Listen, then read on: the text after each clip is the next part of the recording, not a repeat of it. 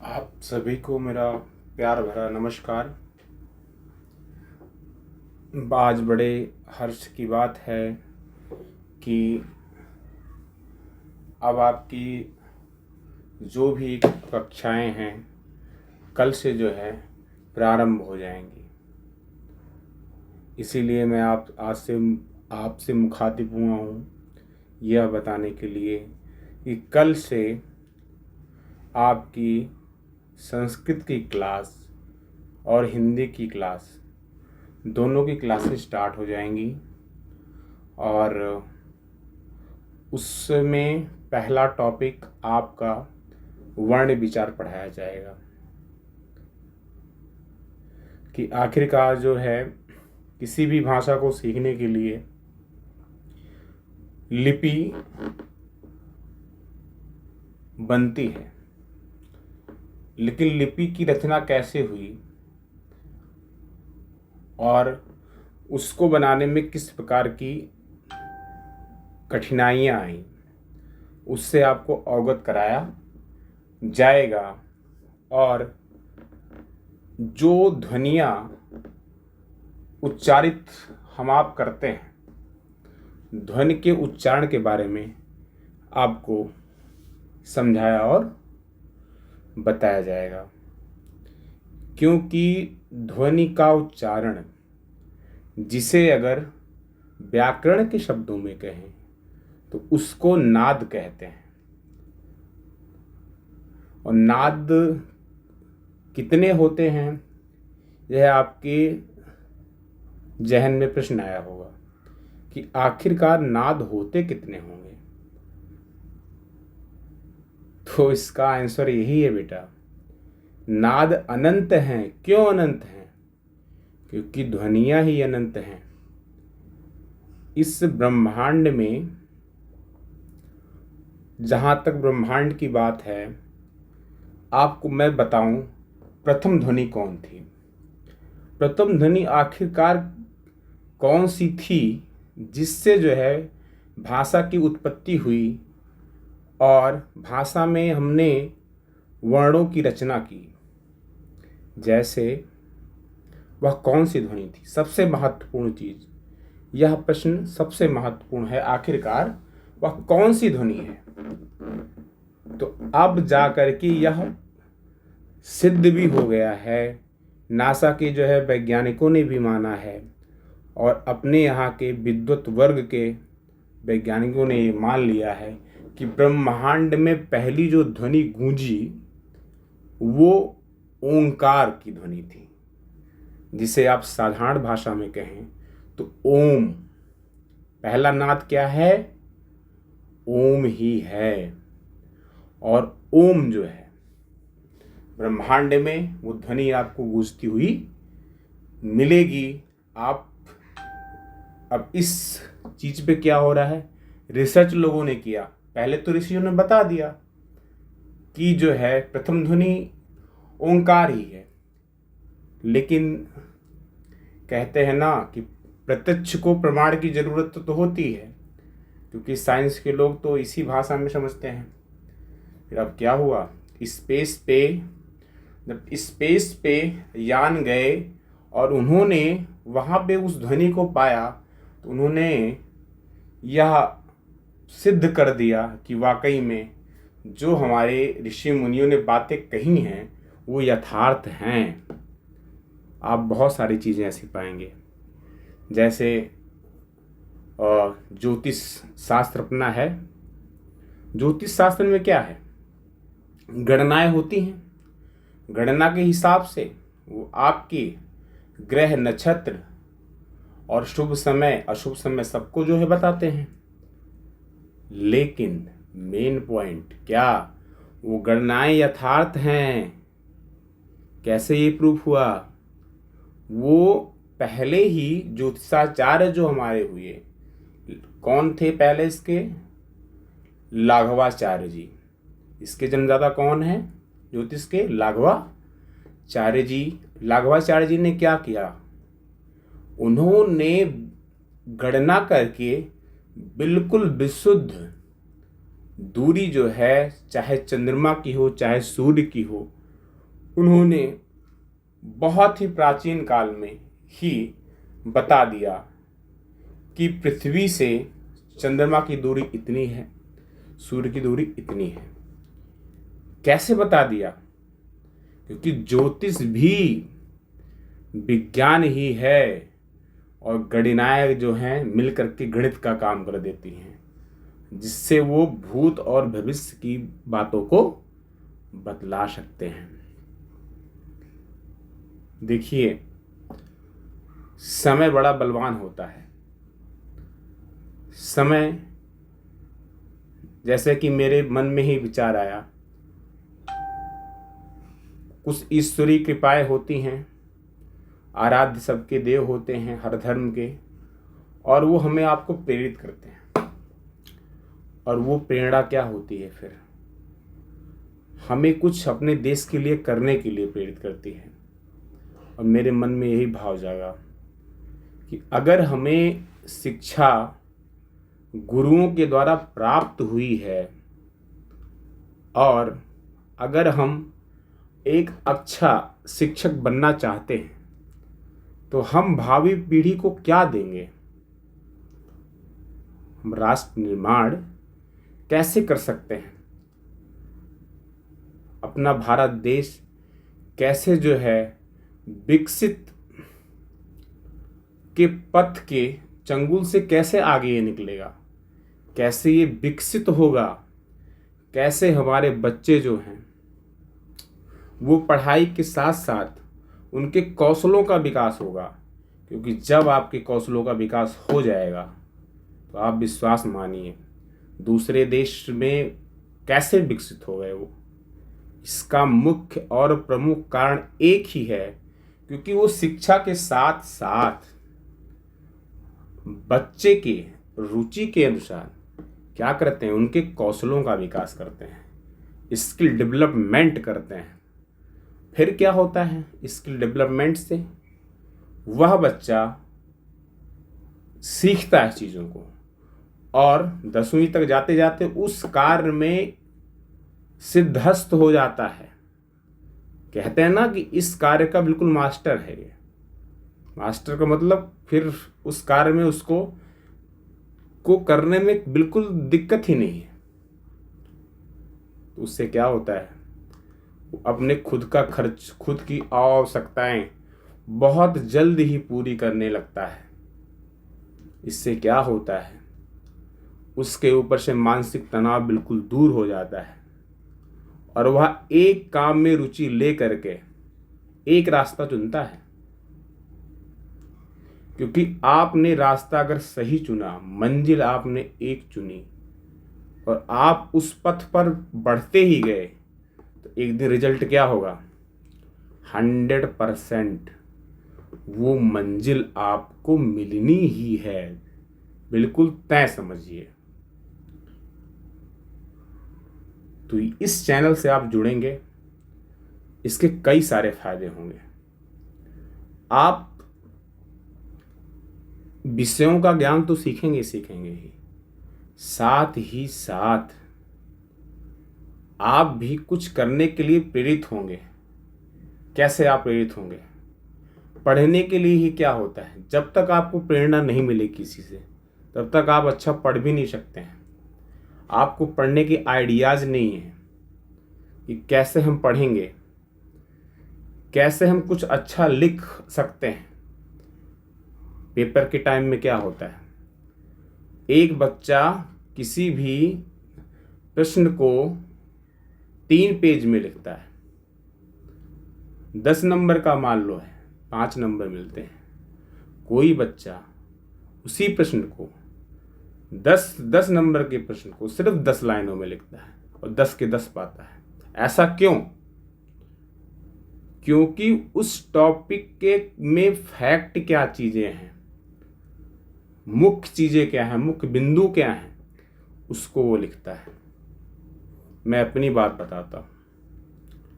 मैं ग्रेजुएशन के पेपर जब भी देता था, या 10वीं की दिया, 12वीं की दिया, कभी बी कॉपी नहीं ली, लेकिन जितनी बातें लिखी वो बिल्कुल यथार्थ थी, तथ्य फर्क थी, उससे क्या हुआ, हमेशा से मेरे उच्च कोटि के नंबर आए और मैं गुरुओं की कृपा से, उनकी शरणागत वात्सल्य से मेरा उत्तरोत्तर विकास होता गया।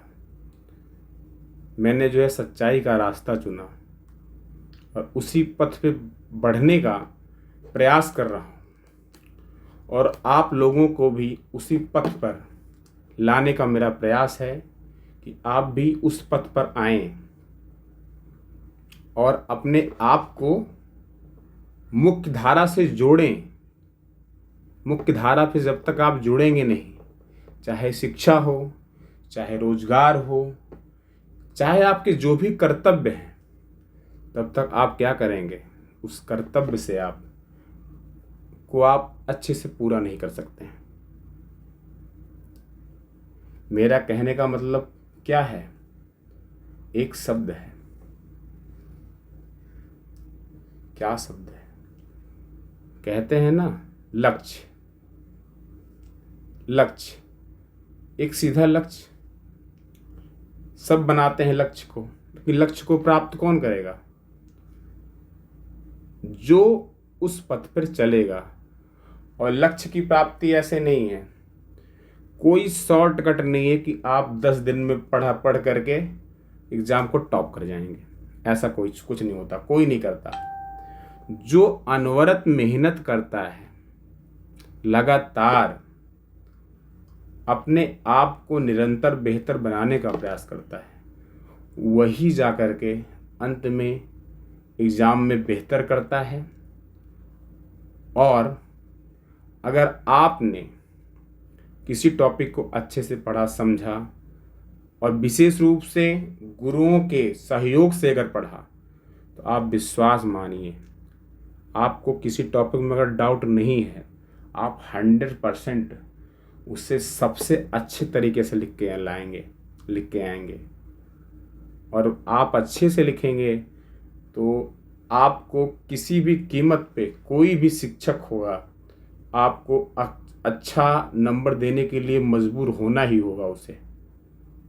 बच्चों के क्यों 100 में से 99 आते हैं, उसका मुख्य कारण यही है। हमारे पढ़ाए हुए बच्चों के हिंदी के सब्जेक्ट में 98, 99 आए। क्यों ऐसा आया? मैंने उनको समझाया कि कैसे आप प्रेजेंटेशन देंगे। पेपर में भी प्रेजेंटेशन का महत्व है। पहला ही प्रश्न का अगर प्रेजेंटेशन गड़बड़ हो गया, शिक्षक के मन में फिर बातें आ जाती हैं कि आपका स्तर क्या है, आप किस कैटेगरी की श्रेणी के आते हैं। प्रथम श्रेणी के में आएंगे तो फर्स्ट रैंक में आएंगे तो 90+ जाएगा। पहले ही प्रश्न से पता जो है चल जाता है कि आप कैसा लिखे होंगे। तो आगाज अच्छा होगा तो अंजाम अच्छा होगा, इसका विश्वास रखिए। और कल से आपकी जो हैं क्लासेस शुरू हो रही हैं, आप जुड़िए। क्लासेस से जब आप जुड़ेंगे तब आपको अवगत होगा कि हाँ, सर किन चीज़ों को कह रहे थे और क्यों हमसे जुड़े हैं, आखिर ये कहाँ से प्रेरित हुए हैं, हमारे लिए क्यों अच्छा करना चाहते हैं, आखिर इनके मन में भाव क्या है, आप उससे अवगत होंगे। मैं आपको नित्य हर एक क्लास में, क्योंकि मुझे लिखने पढ़ने का बहुत शौक है, मैं स्वरचित जो है कविताएं भी लिखता हूँ। और उस कविता को आप लोग जब सुनेंगे, समझेंगे, आप उससे बहुत प्रेरित होंगे। क्योंकि मेरी जितनी भी कविताएं होती हैं वो राष्ट्र के प्रति समर्पित होती हैं। और यह समर्पण आप हृदयंगम करेंगे तो आप भी मानिए, आप में बहुत सारे परिवर्तन आने वाले हैं। आपकी जिंदगी बदल जाएगी। आप सिर्फ ना कहते हैं कि मेरा तो सब कुछ ये हमारी पुस्तकें हैं, यही हमारी ज्ञान का भंडार है। हमारे जीवन की सच्ची साथी जो हैं ये किताबें ही हैं। जिसने इन्हें अपनाया उसे अपने लक्ष्य की प्राप्ति में कोई नहीं रोक सकता है, दुनिया की कोई ताकत नहीं रोक सकती है आपको अपने लक्ष्य की प्राप्ति में। लेकिन आपको जुड़ना होगा, एक शिक्षक का मार्गदर्शन आपको चाहिए। कैसे आप पढ़ेंगे, तो वो सब मार्गदर्शन आपको बराबर इस चैनल के माध्यम से मिलता ही रहेगा। मेरा वादा है आपको मैं बेस्ट जो है बना के ही मानूंगा, अगर आप मुझसे जुड़े रहे तो। और जितने भी लोग जुड़ेंगे, जितने भी शिक्षकगण हमारे साथी जुड़ेंगे, वो भी आपको बहुत ही बेहतर पढ़ाएंगे। किसी भी टॉपिक में आपको दिक्कत होगी, आप एक बार कमेंट करिएगा, मुझसे आप बताइएगा।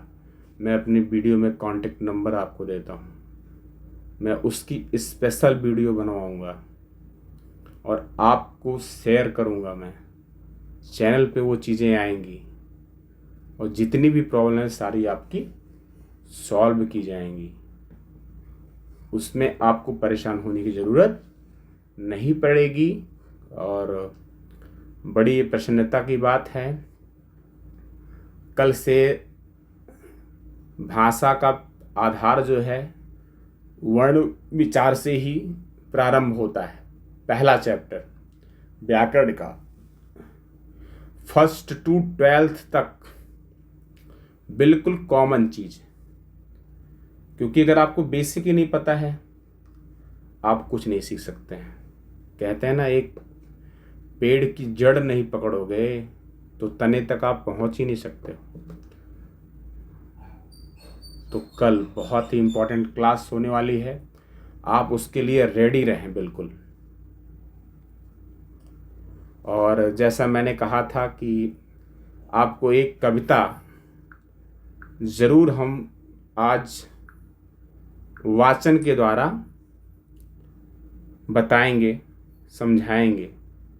देखिए, वाचन की में भी क्या होता है, वाचन का अर्थ ही क्या होता है, वाच शब्द से है बना, बोलना।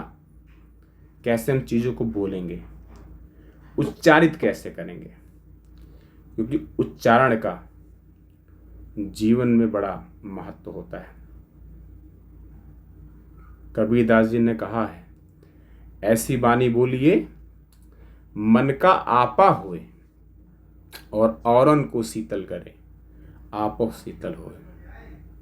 तो ऐसी बानी हमको बोलनी चाहिए। कैसी भाषा का प्रयोग करें कि मन का आपा हो, आपके खुद के मन को अच्छी लगनी चाहिए। पहली शर्त क्या है, आपके खुद की मन को अच्छी लगे। हिये हराजू तौल के अपने हृदय से पूछें कि हम जो बात बोलने जा रहे हैं आखिरकार दूसरे को अच्छी क्या ये लगेगी। क्या ये बात अगर कोई दूसरा मुझे बोलता है तो मुझे अच्छी जो है लगेगी। तो मुख बाहर, तब आप उसे मुख से उच्चारण करें। क्योंकि ज़्यादा बोलने वाला व्यक्ति ज़्यादा गलतियां करता है, सोच समझ के बोलने वाला व्यक्ति कम से कम गलतियां करता है।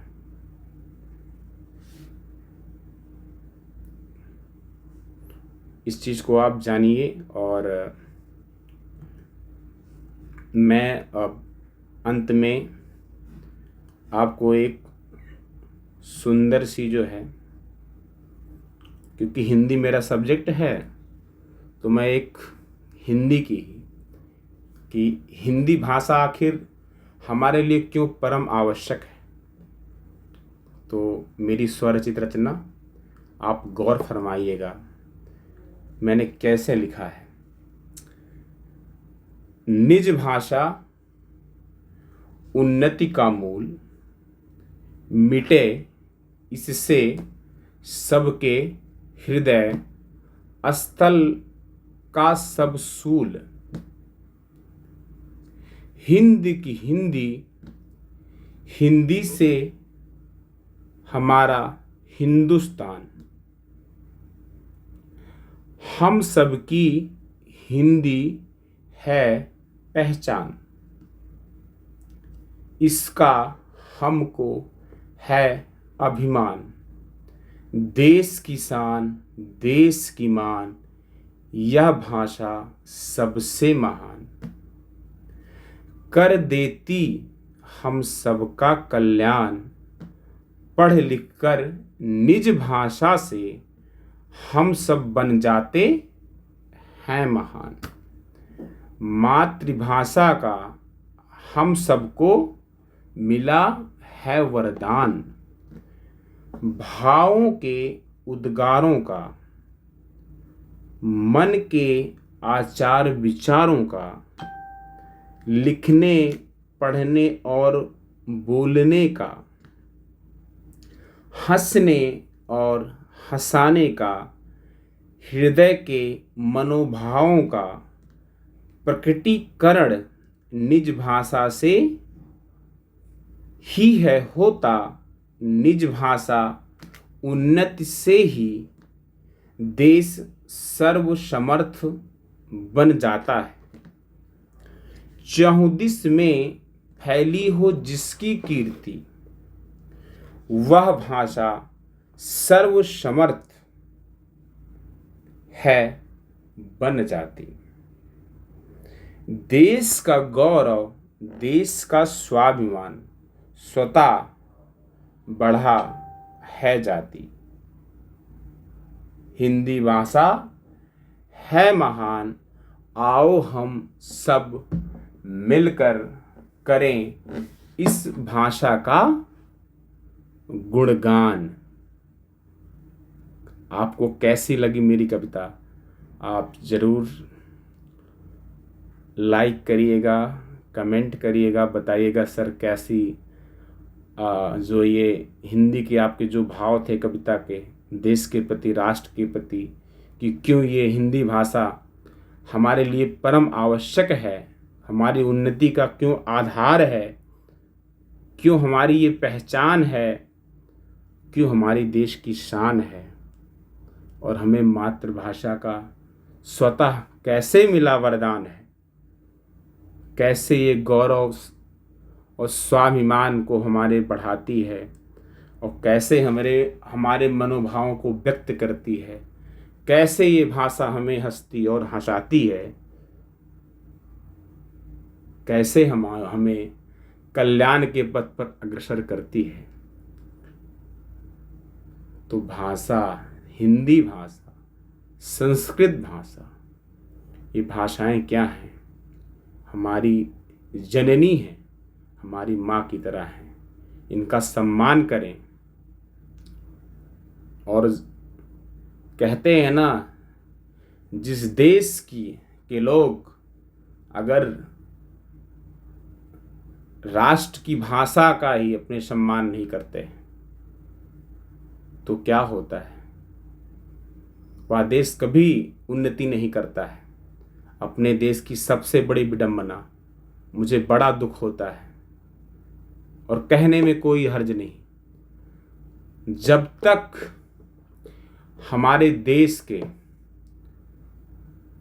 उच्च पदों पर आसीन, चाहे प्रधानमंत्री हों, चाहे राष्ट्रपति हों, चाहे हमारे संसद के सदस्यगण हों, जो नियम बनाते हैं, जो कानून बनाते हैं, वो जब तक हिंदी को राष्ट्रभाषा का दर्जा नहीं दिलाएंगे, तब तक देश यूं ही विकसित ही रहेगा, विकासशील ही रहेगा, विकसित कभी नहीं हो सकेगा। इसे तो मैं जानता हूँ। तो मेरा यही आचार विचार है कि सभी लोग कामना करें जल्दी से अपनी भाषा राष्ट्रभाषा में परिणित हो जाए हिंदी, और तब जाकर के हमारे जीवन का लक्ष्य पूरा होगा और हम अच्छा सीखेंगे, अच्छा बोलेंगे और समझेंगे। तो आप कल की क्लास के लिए बिल्कुल रेडी रहिएगा। वर्ण विचार टॉपिक और हम लोग डिस्कस करेंगे। हर एक चीज़ को। और ये मैंने आपको, मुझे बड़ी प्रसन्नता थी कि देखो वो क्षण आ ही गया, और जिसे मैं चाहता था कि कक्षाएं जल्दी से जल्दी प्रारंभ करूं, तो कल से आपकी शुरू हो रही हैं। आप चैनल से जुड़िए और इस YouTube पोर्टल पर आप आराम से पढ़िए। आपको वीडियो प्रोवाइड होती रहेंगी। आप जब भी आपका को समय मिले, आप उस समय का सदुपयोग करिए। सदुपयोग करेंगे, आपका जीवन बेहतर होगा, आपका भविष्य उज्जवल होगा। आप अपने देश किसान बनेंगे, अपने माँ बाप किसान बनेंगे, आप समाज का कल्याण करेंगे, और फिर उससे अपना देश स्वतः